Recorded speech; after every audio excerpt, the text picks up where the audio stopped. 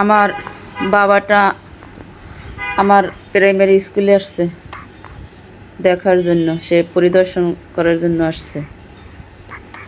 আসসালামু আলাইকুম এভরিওয়ান, সবাই কেমন আছেন? এটা ছিল আমার জীবনটা গড়ার কারিগর। এই স্কুলটা থেকে আমি লেখাপড়া করছি।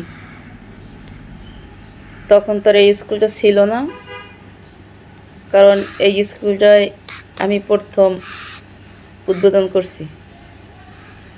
যখন স্কুলটা প্রতিষ্ঠিত হয়েছে তখন আমি শিশু ওয়ানে ভর্তি হয়েছিলাম। তখন ছিল হেডমাস্টারের ঘরে বসে উদ্বোধন করছিল। পরে একটা স্কুল আর কি উঠেছিল খ্যার দিয়ে, নাড়া কয় আমদেশে, ওইগুলো দিয়ে কাঠের খুঁটি দিয়ে। এটা হয়েছে 2007 সালের সিডারের পরে। তাই একটু আমরা এখন ভিজিট করতে আসলাম স্কুলটা। দোতলা হয়েছে, আমরা দোতলায় উঠলাম। দোতলা দিয়ে আবার একটু ভিডিও করতে আসি আমাদের বিলের। ঘুরে ঘাটিয়া ভালোই লাগে। এখন আরও ছেলে মেয়ে আছে, তাদের সাথে আবার একটু ছোট ছোট বাচ্চা আড্ডা জমাইলাম। এই স্কুলটাই আমি প্রথম লেখাপড়া শুরু করছি, কারণ আমি ছিলাম বড়, আমার বাপে কোথাও যাইতে দিত না, স্কুল ছিল অনেক দূরে। স্কুলটা যখন হয়েছে তখন আমার আরও 2 চাচাতো ভাই বোন ভর্তি হয়েছিল, কিন্তু তারা ছিল ক্লাস 3-তে। তারা আমাকে আর এক এলাকায় স্কুল ছিল, স্কুলে যাই লেখাপড়া করছে, এই জন্য তারা 3-তেই ভর্তি হয়েছে, আর আমি ভর্তি হয়েছি শিশু ওয়ানে। প্রথম এই স্কুলটা থেকে আমি এসএসসি পাস করছি। আমার আগে আর কেউ করেনি, কারণ প্রথমই উদ্বোধনের পরে আমি স্কুলে ভর্তি হয়েছি। এই যে এখন স্কুলটা, এখন তো অনেক ছাত্রছাত্রী আছে, কারণ এখন উন্নত হয়েছে, এখন অনেক দূর থেকেও ছাত্রছাত্রী আসে। আর যখন আমরা লেখাপড়া করছি তখন এই আশেপাশে কয়েকটা ছেলে মেয়ে ছিল, বেশি ছিল না, কিন্তু সবাই জড়িয়ে গেছে। এই যে স্কুলটা, এই যে বাঙ্গা, এরা তো ভালোই টিনের। আর আমরা যখন লেখাপড়া করছি তখন ছিল খ্যারের স্কুল, খ্যার নাড়া নাড়া দিয়ে, তারপর খুঁটি দিয়ে তারপর বানাইছে। সামনে ছিল একটা পুকুর, ওই পাশে মসজিদ আছে, মসজিদের ওই জায়গায় ছিল একটা পুকুর। আমরা অনেক দৌড়াদৌড়ি করতাম, দুষ্টামি করতাম, ওই পুকুর দিয়ে পানি উঠাইতাম। গাছ ছিল, ওই যে মসজিদ ওই জায়গায় স্কুল ছিল, ওই পাশে গাব গাছ ছিল, পেয়ারা গাছ ছিল, আমরা এগুলো আবার খাইতাম।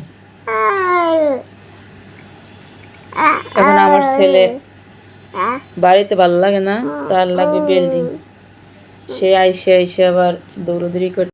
পরে যখন স্কুলটা হয়, আমি ছোটোবেলায় লেখাপড়া করতে চাইতাম না।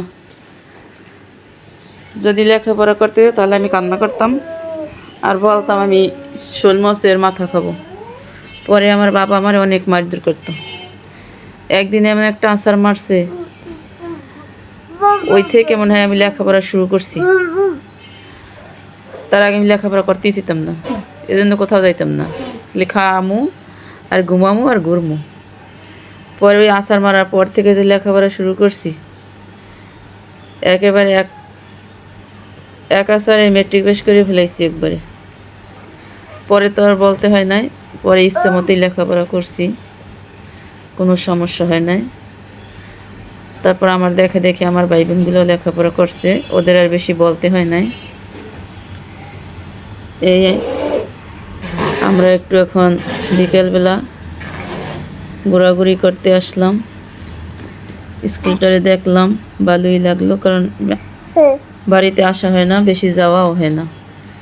আগে যে আমাদের টিচারগুলো ছিল, এখন মাত্র 2 জন আছে, আগে ছিল 4 জন, এখন মাত্র 2 জন আছে। আর যে টিচার সব হয়েছে নতুন নতুন, কারণ হেডমাস্টার ছিল আমার চাচা, সে তো অনেক আগে রিটায়ার করছে।